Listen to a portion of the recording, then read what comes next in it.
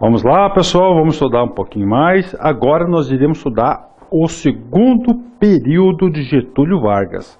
Essa aula, nós dividimos ela em 5 pedaços, vocês sabem disso, né? O tema da aula é Revolução de 30 e a Era Vargas. Na aula anterior, nós explicamos em detalhes para vocês como ocorreu, quais foram as principais condicionantes dessa Revolução de 30. E aproveitamos também, estudamos o que? O primeiro período de Getúlio Vargas, que foi chamado de período provisório, que ele governou entre 1930 a 1934, né? O segundo período, que vamos estudar agora, é chamado período constitucionalista. Professor, por que período constitucionalista? Porque agora, esse período que vai de 1934, gente, ó, 1934 a 1937, Getúlio Vargas está governando sob o quê? Sob a proteção de uma Constituição que foi promulgada pelo povo. Ou seja, esse período aqui foi chamado de período constitucionalista de Getúlio Vargas. Professor, se está sobre o pretexto de uma Constituição, significa dizer que Getúlio Vargas agora ele está controlado, ele tem que obedecer à Constituição? Sim. Antes, no primeiro período, papo reto, só nós dois aqui, ele obedecia a quem? A si mesmo. Tiveram que fazer uma revolução em 32, chamada Revolução Paulista ou Constitucionalista, para forçar ele convocar o Congresso Nacional e fazer uma Constituição. Com base nessa Constituição de 34, ele assume agora o governo, ele é eleito indiretamente pelo Congresso e passa a ser o presidente da República. Consequências disso, algumas consequências aqui. Vou explicar para vocês aqui rapidamente, depois eu explico novamente para vocês aqui, ó. Revolto esse assunto aqui para vocês. Consequências, primeiro, aquele povo que estava querendo a tal da Constituição, um presidente que fosse eleito, fosse realmente eleito, acabou. Então, ou seja, gerou o quê? Tranquilidade. Aqueles revoltosos de 32, houve que deu certa tranquilidade para o Getúlio Vargas. Professor, outra consequência.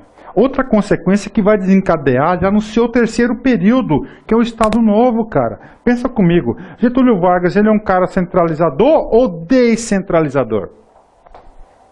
Centralizador. Ele é um cara que gosta de estar sobre a tutela de ordem de outros ou não? Não, ele gosta de ser o soberano, não é isso? Gente, no primeiro período o governo provisório durou 4 anos. Veio o segundo período, constitucionalista, agora ele é presidente, só que agora ele está o quê? Sob amarras. Ou seja, ele está sob pressão, ele não aguenta, ele está sob pressão, ele está pressionado. Aí ele inventa o quê? O terceiro período, institui no Brasil o Estado Novo, um sistema autocrático, ele revoga a Constituição a Constituição de 34 e agora passa a ter a Constituição de 37, que é conhecida como a Constituição Polaca.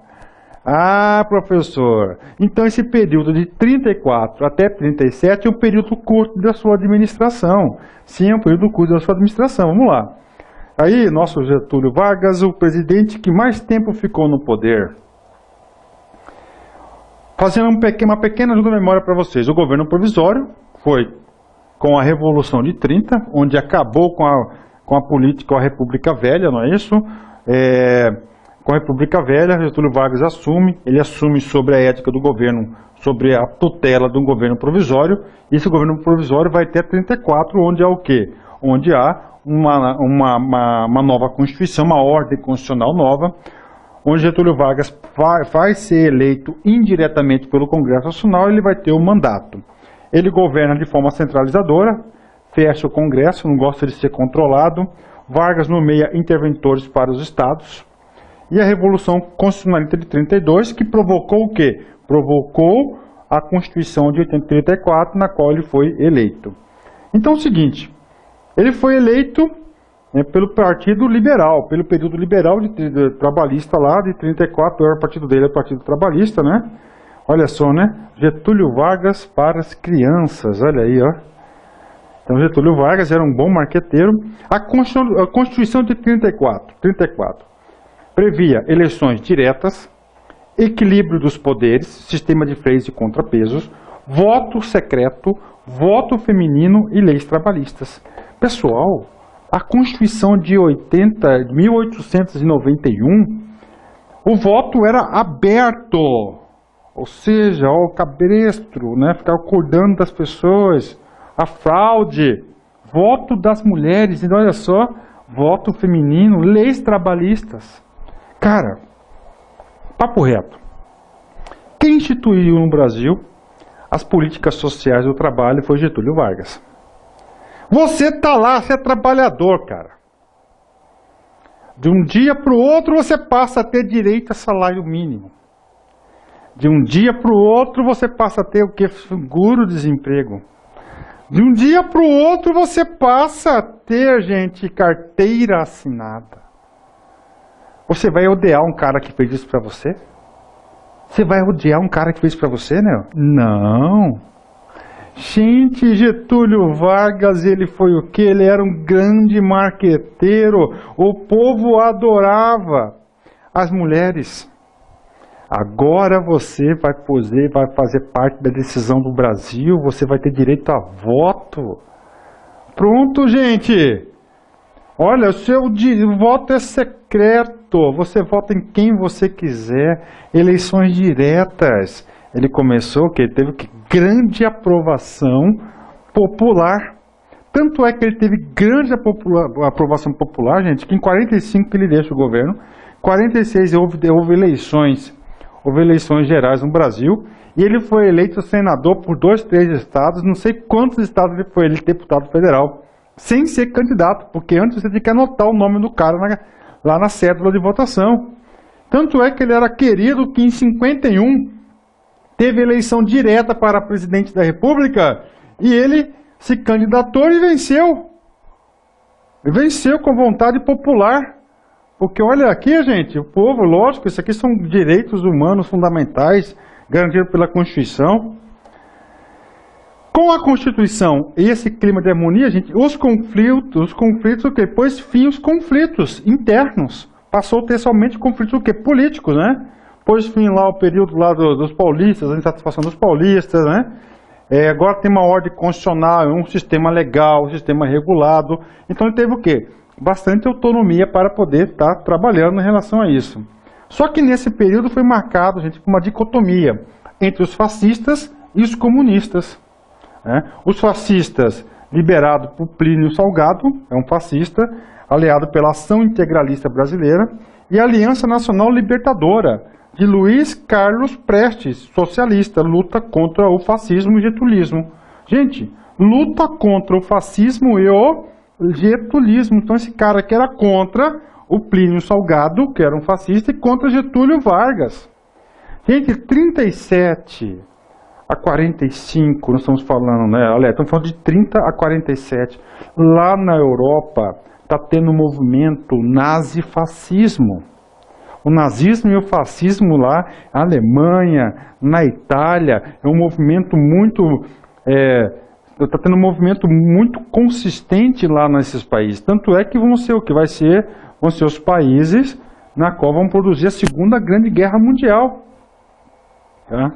Esse cara aqui, ó, gente, Luiz Carlos Prestes, era contra Getúlio Vargas. Getúlio Vargas, a gente já viu que ele era um cara que gosta do poder, ele é um cara centralizador, autoritário. Comunismo. Tá, o que aconteceu? Então a Aliança Libertadora fez o que? Vários movimentos. Trabalhador também tem lugar no Estado Novo. Olha aí a PEBL. Então os trabalhadores começaram a se organizar e começaram a questionar e pressionar de forma bastante incisiva e decidida o governo de Getúlio Vargas. Getúlio Vargas. Luiz Carlos Prestes. Olha aí. Luiz Carlos Prestes. Bom, tenho que falar para vocês um dos momentos mais tristes na história do Brasil. Luiz Carlos Prestes era casado com a dona Olga Benário. Foi capturada, dona Olga Benário, tá, gente? Gestante Getúlio Vargas entregou a Dona Olga para os nazistas. Para os nazistas. E os nazistas, Hitler, pegou a Dona Olga, que era lá do comunismo, né, isso, judia, e mandou ela, sentenciou ela ao campo de concentração gestante. Moral da história, lógico, a Dona Olga morreu nos campos de concentração. Tá? Isso é uma passagem triste que pode cair para vocês em concurso público, então tem que estar ligado. Inclusive teve uma minissérie na Globo, gente, que falou bem essa história. Aqui, ó, é uma imagem lá da minissérie. Ela é contra o fascismo, contra o comunismo, era contra o fascismo, não é isso? Então ela foi jogada, ela foi o quê? Levada, condenada, sentenciada e morreu nos campos de concentração na Europa. O Getúlio Vargas, um bom marqueteiro nesse período, então ele se aproximou do povo, imagem da família, das crianças, foto dela, imagem de culto, todo que lugar é foto presidencial. Até hoje essa tradição existe nas repartições públicas. Getúlio Vargas através do DIP. O que é o DIP? Departamento de Imprensa. Departamento Oficial de Imprensa. Vamos lá. Governo. Então, o que nós podemos resumir, gente? Em virtude, mesmo que você o Getúlio Vargas tinha dado uma regularidade, uma estabilidade na situação, aconteceu o seguinte. O Getúlio Vargas passou a ser questionado, e além de ser questionado, ele não era o comandante supremo de todos os poderes. Agora que nós tínhamos uma Constituição, essa Constituição tinha que ser o quê? Cumprida. E no cumprimento dessa Constituição tem um sistema de freios e contrapesos. Ele começou a se sentir pressionado, cara. Pressionado. E em 1937, ele pôs fim a esse período que nós chamamos período constitucionalista de Getúlio Vargas. Ele instituiu o quê? Ele instituiu a Constituição Polaca, ele instituiu o Estado Novo. A Constituição de 1937, colocando fim ao governo constitucionalista de Getúlio Vargas. Gente, esse golpe é um outro golpe de Estado. Para o Getúlio Vargas, a gente chegar para o povo e falar assim, eu tive que fazer um golpe de Estado, você tem que ter um motivo. E qual foi o motivo que Getúlio Vargas disse para o povo brasileiro para justificar a revogação da Constituição de 34 e a promulgação de uma nova Constituição de 37, uma nova ordem, tal da intentona comunista de 35, ocasionou o golpe militar, o golpe de 37, o Plano Cohen. Plano Cohen caiu na prova. Professor Luiz Antônio disse que esse plano foi a desculpa que ele utilizou para implantar o Estado Novo, que conferiu ao Getúlio Vargas amplos poderes. Ditadura do Estado Novo, que foi 37 a 45, que vai ser objeto da parte 3 dessa nossa aula de história da Revolução de 30 a Getúlio Vargas. Excelente! Vamos encerrar assim e logo a gente começa a nova aula, próxima aula. Olha que mensagem legal, gente. A vida é um eco. Se você não está gostando do que está recebendo, observe o que está emitindo. Nossa Senhora. Gente, um grande abraço, fique com Deus e até a próxima. Tchau, tchau.